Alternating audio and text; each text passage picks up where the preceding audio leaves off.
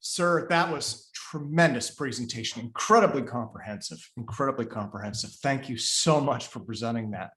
So let's go to Q&A session now. We went over time, but we have about half an hour.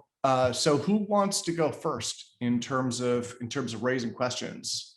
And I'm letting people unmute themselves, but please raise your hands or post something in chat. There's a lot of comments here, but I'm not seeing a lot of questions.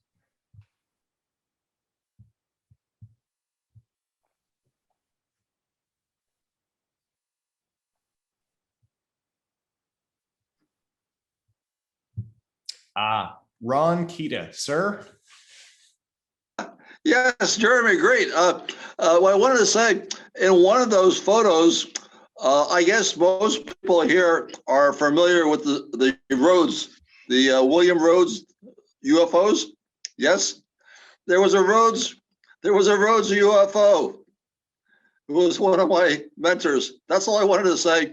And the Rhodes UFO was right in the time of Roswell. The best website for Rhodes is Foreshadower, FORESHAWDORE.net, and it covers the whole Rhodes situation. And it's I don't think it's ours. So that's my only comment there. Great show, and I'll leave it for others. And take care, guys. Thank you. Awesome. Thanks, Ron. I'll check that out. Yeah, That's thanks, great. Ron. Now, Jeremy, you're on YouTube also. Did you have any YouTube questions that you wanted to address? Yeah, I'm just trying to jump into the chat right now and read. I don't anyone feel like jumping on from YouTube and asking some questions? You guys can too. So yeah, and then in the meantime, if anybody wants to raise hands or post those questions in chat, I think you just blew everybody away because it was so comprehensive, you know. Mr. Murad, sir. I got a lot of problems with what you. Yeah, Paul, hold on. I got a lot of problems in what you said, and I disagree with a lot of the items too. For example, you gave me the impression that you gave this presentation to congressmen and stuff like that. You would give congressmen presentations like this. It's too long. Okay. Secondly, you make my other one was 2 hours. This one I actually got done in an hour and a half. So my other one, the one that I prepared for the Senate, was actually longer. But well, I'll tell you what. Shorten it. The guys that you were listening to probably had nothing else to do. Okay. And they probably did not have any power of any sort, because these people have very short time spans. Secondly, you made the comment that you should get the information to APEC and so on. There's no way that's going to happen, because you guys don't have any clearances. You guys don't have any safeguards. And if you do have any breakthrough technologies, you're gonna leak it like crazy, and you're gonna leak it to adversaries and forget about it. So that's not a no play game here. Some other comments made was that in 1965, when I was at NASA Houston, I saw a gas dynamic laser made by Avco, and it sort of fell in line with what Corso was saying in 1964. So I sort of agree with everything that he says. And when you put a comment like debunk Corso, I sort of say, Anyway, that's my point of view. You think Corso was telling the truth? You bet your damn straight. Yeah. You know, so the interesting thing, I came back to the nitinol thing, because the nitinol thing was kind of like it's. Well, I don't know. I don't know anything about nitinol, so you know you've got the expertise on me at that point. But all the other things that he said, the breakthrough in 1964 had 6 different technologies or 8 different technologies that happened, as far as I'm concerned. And I've seen it. Like I said, one of the things he was doing was making comments about not gas dynamic lasers, solid state lasers. And for the people that did this at AVCO, probably did the re-engineering to come by with that. Now, what had happened was that 2 years later, I was in the Army, 67, and I raised a point about that presentation because, hey, gas dynamic lasers, I've never seen that before. And nobody said anything to me until they set me aside and they said, hey, this is top secret. So when I saw it, it was secret. So things happen like this, all right? And you've got to understand that you've got other people that have better capabilities than what you got doing what you're doing. Whenever we did anything in the Intel world, we would try to get the best guys involved. We would get our own guys involved and then get contractors or so involved. And we try to cover as much as we could. And then if not, we'd have a meeting later on saying, hey, is this what we got here? So, you know, people are doing the best they can. And yeah, they make some mistakes and they might miss the whole thing, but then most of the times they'll get it right on. So, you know, the question here is, it's nice to say that APEC should get this involved because of its curiosity. But the question here is, where are you going to take it and where's it going to go? And how is it safeguarded from national security reasons? So you do need national security reasons. That's all I got to say. Okay, well, Paul, thank you. Thank you very much. Okay, so okay, I'm going to mute Paul back out. Now, Jeremy, if I could ask you, so you'd prepared this originally for a Senate briefing. Were you able to deliver that, or is this just something you've been working up? Because I know. No, I mean, I delivered it on my channel, and it's been seen by about 7,000 people, and I, you know, shared it with my senator on Twitter, and you know. Okay, well, there you go. Email and a bunch of other. You know, I've made an effort to get it to him and to his office. I don't know that he's actually watched it or sat down and watched it. And I probably doubt that indeed, you know, because he is so busy and like he said, he doesn't have 2 hours, let alone an hour and a half to sit down and go through some of that stuff. I think it's good that you got it together though. I think that it's good. Again, this is one. I did it because it's like, if he's just investigating this from his perspective, yeah, I'm trying to offer, you know, a summary of someone who's been involved in this, who's done this for years and has gone through a lot of this stuff already to kind of give a bird's eye view and overhead of this stuff. This is similar to what Stephen Greer does to his presentations. And sometimes he gives information that's required, but most of these guys know quite a bit. And he's just repeating his material. So, you know, it's the history lesson that you gave in the beginning, the first 30 minutes or so, that would have put somebody to sleep. The rest of it looks good. Okay. Okay. Thanks, Paul. Oh, so let me go to Ron. Ron? Yeah. Okay, am I here? Yes, you're here, sir. Right. Before I forget, one of the top things I wanted to remember about tomorrow, I guess everyone knows on CBS 60 Minutes is the UAP thing. There's a big UFO UAP thing on CBS 60 Minutes Sunday night, tomorrow night on CBS. So I think most people should watch it. I guess that's okay. What time is that? What time is it on CBS? 7 o'clock. 7 o'clock CBS will be Standard? the UFO UAP thing. And the other one I liked on 60 Minutes was their disclosure on cold fusion. That was years ago. It's still on YouTube, but in terms of where we are there, it's we need energy density to do these propulsion things. And so who knows, but that's I just don't want to forget that. So hopefully there'll be something good to come out. Thank you, guys. Thanks.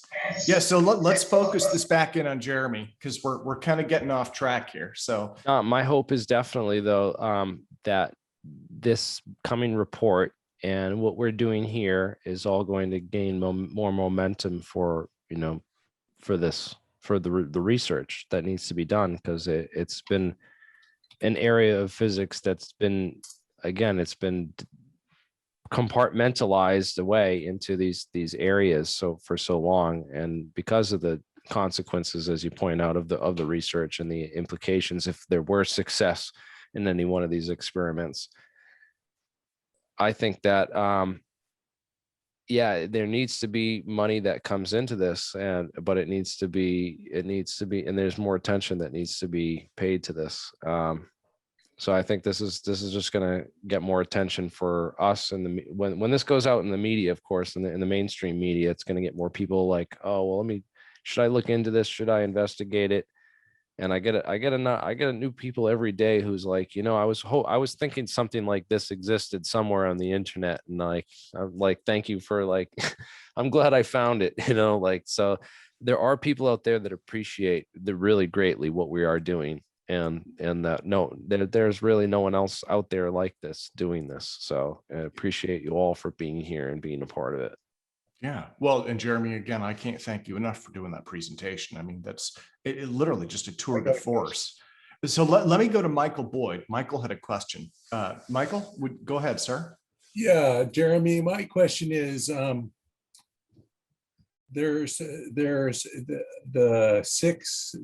180 days for them to start doing all the disclosures of, I think it's middle of June is when the deadline is. So within the next 30 days, there should be some new information available to the public about UAPs and stuff from the government.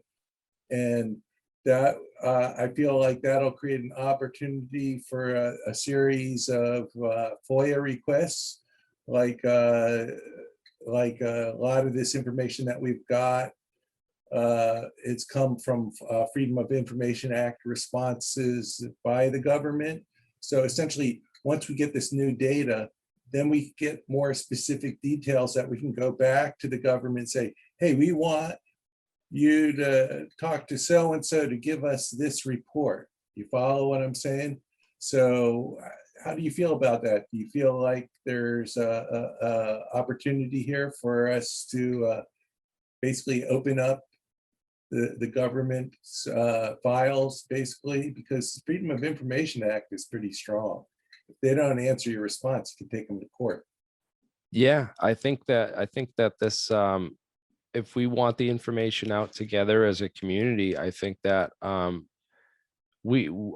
best bet is to hold more of these meetings and keep discussing this, but organize it effectively so that we're not overlapping for the same information, and just tying up valuable time for the offices and the people because they only have a limited amount of staff and resources that have to file those requests. So if we get an organized team going after the right material with the right stuff, again, FOIA requests, it's all about asking the right questions. It's all about, it's all about having the questions prepared. You know what I'm saying?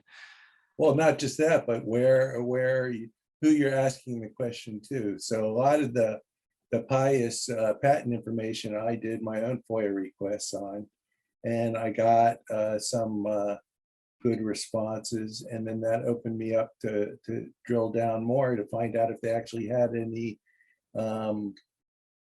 proof of concept where they actually did testing or stuff. And then that for one of Pius's patent, they actually did have a follow-up project, and then that data became available. That's what I expect will happen with this tranche of data that's going to be released in the next 30 days. It's just going to open up. It's 44 days to be exact. I counted it. Opportunity. We have 44 days. I went and counted them. So it's going to be it's June 28th is the release date on that Monday, the end of June. So 45 days, within the next 45 days. Yep. Well, gentlemen, if I could jump in for a second also, we had just yesterday, Jeremy Corbell released that new video. And I don't know, Jeremy, would you want to comment on that? The USS Omaha one? Well, I don't know what exactly is going on with the Pentagon and their releases of these videos and stuff. That was very grainy video, and I would hate to think that that's the most, you know, high def footage we have of anything, especially within the military and the kind of equipment that they have. So I don't know what's going on with what's being put out there right now in the public sphere. But I know that what we're talking about in the underground is much more online with what's going on in the real behind the scenes with all this stuff. The data you were looking at was very grainy because it was in the middle of the night, is my understanding.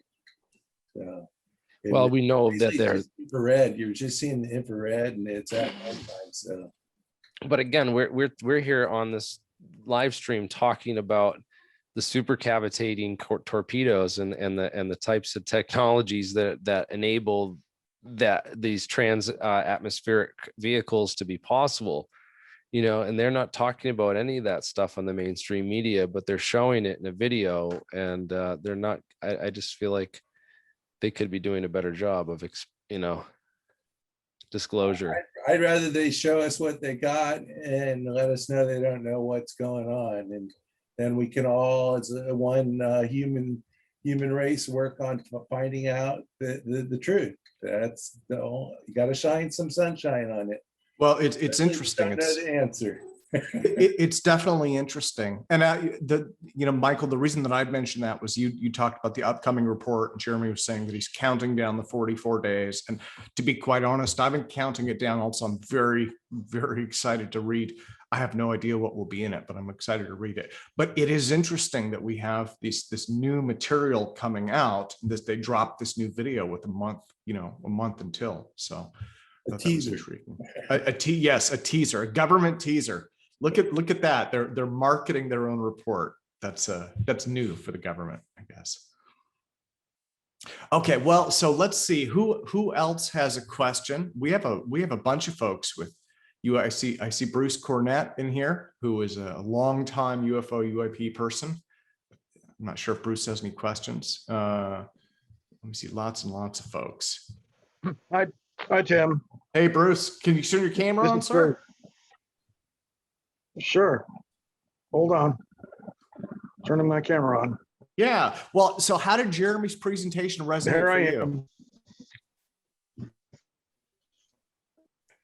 It's an eye-opener. I love what he presented and the basic concept that that the government has proceeded a lot further than they are disclosing, and that they want the public to think that their technology is alien, is not their own.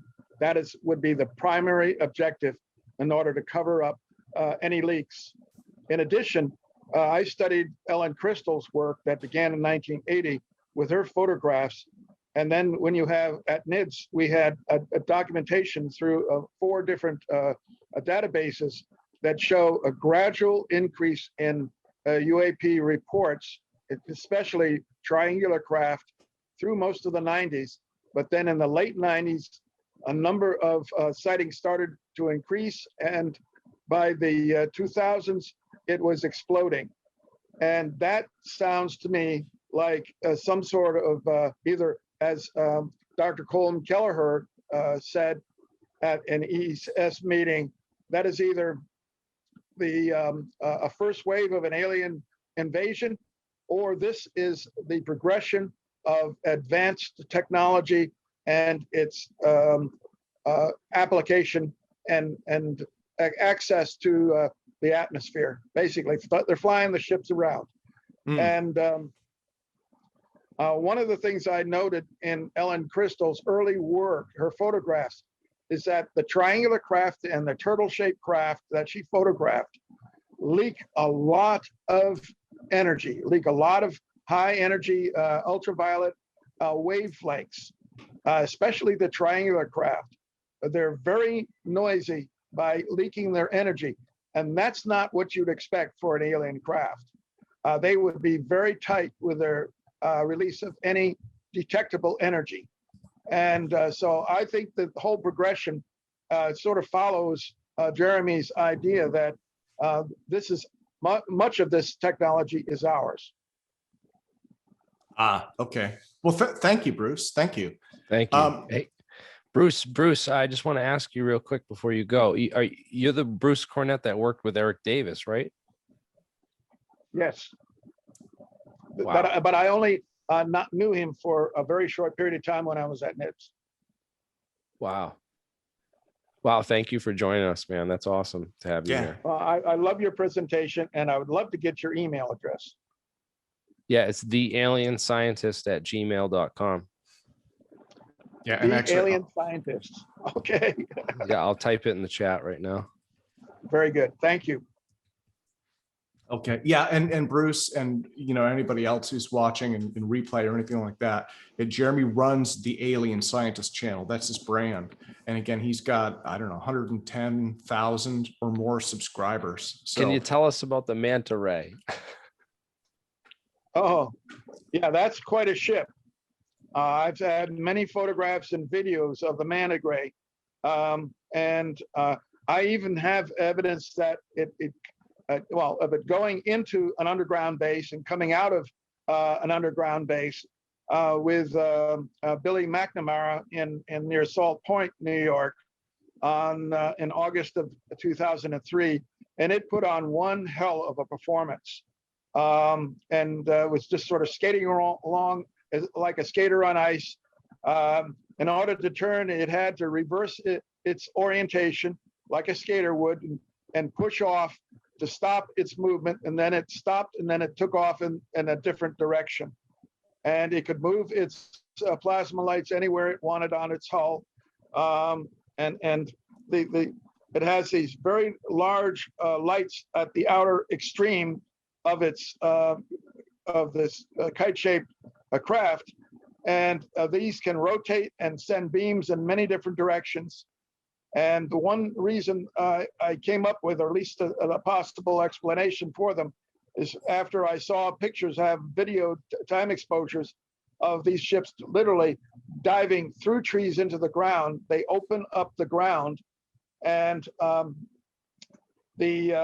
Crystal said at one time in her book that a huge opening opened up in a field she was walking through, and she felt warm air come out of it.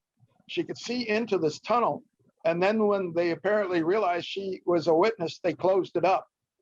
And so they're able to do this. Now, is that our technology? That goes way beyond what I would think our military is attempting to create.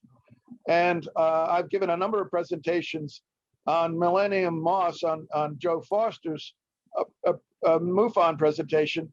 They're online, and explain that seems to be some sort of a collaboration between a group of non-humans and humans.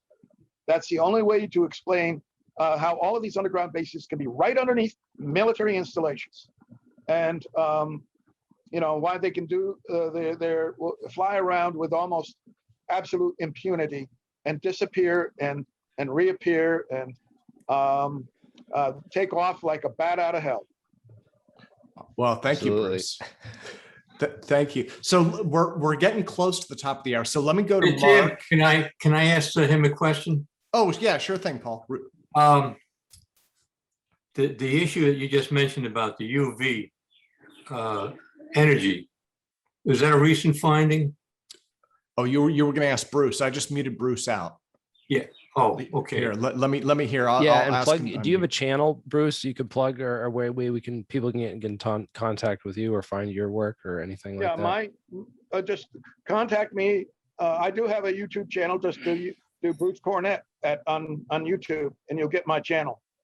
Okay, and I have Bruce. lots of videos. Bruce, did you find new information about the UV leakage on the manta ray? This is old information that Ellen Crystal got when she was using black and white film, and she got a lot of radiation registered on that film, and it's in her book, Silent Invasion. You can look at the pictures. And okay, Bruce, the other question I have for you is, when you saw this stuff on the ground, did you take any deep radar check out, deep ground radars. No, I didn't have a radar unit, and I did connect or contact Stewart Air Force Base and International Airport, and I wanted to know if they had any radar for the area, and they said all radar over the area where these ships are occurring, I added that point, has been blacked out. You can't get it. Okay. It's classified. Thank you. Thank you very Okay, much. awesome. So let me go to Mark really quick. And let me see, Mr. Sokol. Yes, I'm here. Okay, first of all, great presentation, Jeremy. I actually agree with you that most of the modern flying saucers or craft are most probably man-made. I think Stephen Greer also agrees with that. And Greer is very big on this story of a false flag operation, that they're going to call them extraterrestrials and they're really terrestrial in order to start a extraterrestrial war. Where do you feel on that particular story? Like a war with extraterrestrials? Yeah, to kind of like galvanize money for the military industrial complex as a way of bringing about disclosure, just get them richer, and have it started with with our technology, using claiming that it's theirs. I think it would be, right in line with everything else that they've done historically. But Yeah, it brings up 9/11 and all those other. Do we get Will Smith? Do we get Will Smith? yeah, do we get Will Smith? Yes. Do we get Will Smith? Because if we have Will Smith, then I might go for it, right? That's Okay. Also, a more serious question. You look in the ancient documents, like the Bible and the Indian texts, like they talk about vimanas and these pillar-shaped craft that were doing pretty much the same thing that we see these modern UFOs doing. Do you think those were extraterrestrial, or are there advanced civilizations living here on Earth? Mark, why do you think why do you think all the portals of science fiction are swirling vortices of light? I don't know. Why do you think that is? Because that's how you do it, man. You got to find ways to spin light. okay. What So about spinning. I thought that was the portal you go down when you die. Yeah, I that's knew- the I one knew that that was gonna closes come when up. you in the near death that's what you get when you see when you smoke DMT. Yeah. okay. So guys, let me. It's 2:00 on the hour. I don't want to Yes. get behind. So again, Jeremy, thank you very much. I'm going to put this back on gallery. Another big hand. Thank you. I'll Mr. clap Reese. myself. Thank you. Thank you, sir. Okay, so let me put you on mute, and I will put Mark on mute. Let me see. So let's go to Todd, and Todd, I'm gonna force or let me see. Yeah, I'm gonna force an introduction here. So before that, let me read my intro.